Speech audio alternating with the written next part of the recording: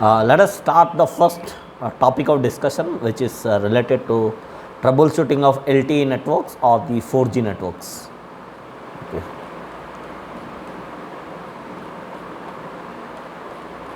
Just give me a second.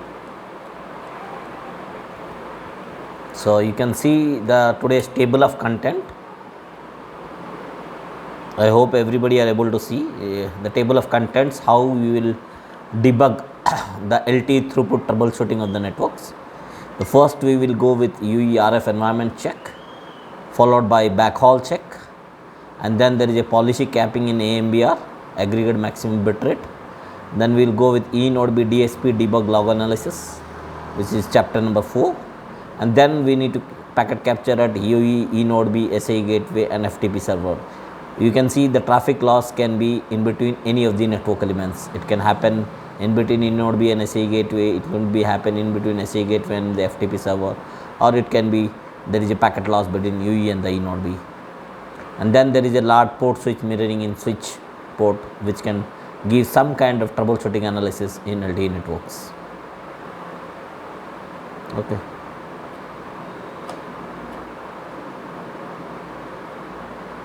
Now coming to the LTE throughput troubleshooting,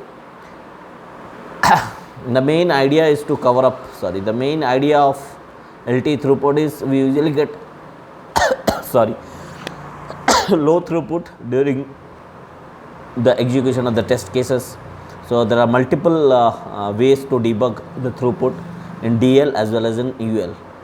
So these are the prerequisites, like we need a local laptop, a mini handset, it could be an S4, then Xcal tool, RJ45 LAN cable, iPerf Octane software, Wireshark software, Teratom and FileZilla software. So these are the prerequisites. So the number one, coming to the point, like first is the UERF environment check.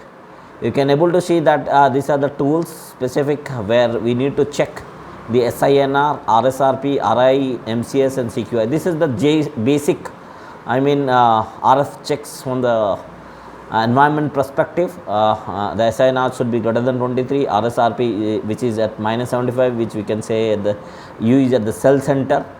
Rank index should be always rank 2. We have antennas like 2x2 antennas and 2x1 transmitting and receiving antenna. E node B should transmit maximum of 2 antennas. Then coming to MCS, it should be less than 24, it should be greater than 24. And then the CQI is nothing but channel quality index. We have already studied this, how is the correlation between MCS and CQI. The higher the value of CQI, we will get higher the MCS. These are the must attainable conditions you should get able to receive. The first is RSRP must be greater than 75. Second is SINR should be greater than 23. Then CQI should be greater than 13. MCS should be greater than 24. Rank index should always be rank 2. Now coming to the uplink check. We have an uplink check, like here the important parameters is RSSI, received signal strength indicator. RSSI should not be greater than -100. It should be in between the range of -91, -92. That's are the best RSSI range conditions. If it is greater than -100, it is, your signal strength are very, very poor in the uplink. RSSI plays an important factor in uplink calculations. So it should not be stronger than -100, -120, -130 are very, very poor RSSI. RSSI should always be less than -100 dBm. Second thing is that how do you debug is that the one formula in Samsung notes are, we need to change this RSSI values, the E ultra frequencies. If we can change these E ultra frequencies and revert it back, sometimes it get restored to its normal place and we get the best throughput in uplink conditions. So in mobile uplink conditions, we need to check the mobile transmit power should be greater than -20 dBm. Is, you see, -20 dBm is greater than, means it should be like -18, -19, -17. These are the best mobile transmit power. Mobile transmit power should be greater than -20 dBm in uplink. Then comes SNR uplink. SNR should be greater than 20. SNR is nothing but signal to noise ratio. How you can verify that signal to noise ratio is more than 20? You need to go through the DSP log. Inside the DSP log, you need to enter certain commands. You will get the DSP values for at the file layer.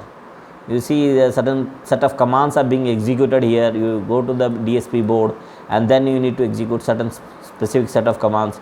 You will be able to see the DSP. So uplink SNR should be greater than more than 20. You see these are very low DSP log analysis. So what he did, he changed the nominal PUSCH power and then he again performed the uplink SNR and uplink throughput. He changed the nominal PUSCH. Previously might be it was there with minus 80 dBm or minus 85 dBm. It was changed to minus 70 dBm, and you see now in once again it will definitely this will create an impact and your uplink throughput will get increased, nominal PUSCH. Now coming to the backhaul check. Backhaul check is nothing but your GTP path loss between your G node B and the your SAE gateway, where the packet loss can vary and it can go very high, which can cause a degradation in throughput. Third check is the backhaul check. You run the iPerf in the downlink as well in the uplink and then see what is the output and the bandwidth. Are we receiving 100 Mbps, whatever we are pumping it from the PDN, whether it is reaching it or not. We can check it at the G node B. You see the G node B sends, sorry, not confused, it is an E node B. You need to see the packets which we are traveling from PDN to the E node B. It should reach 100 Mbps. That's it.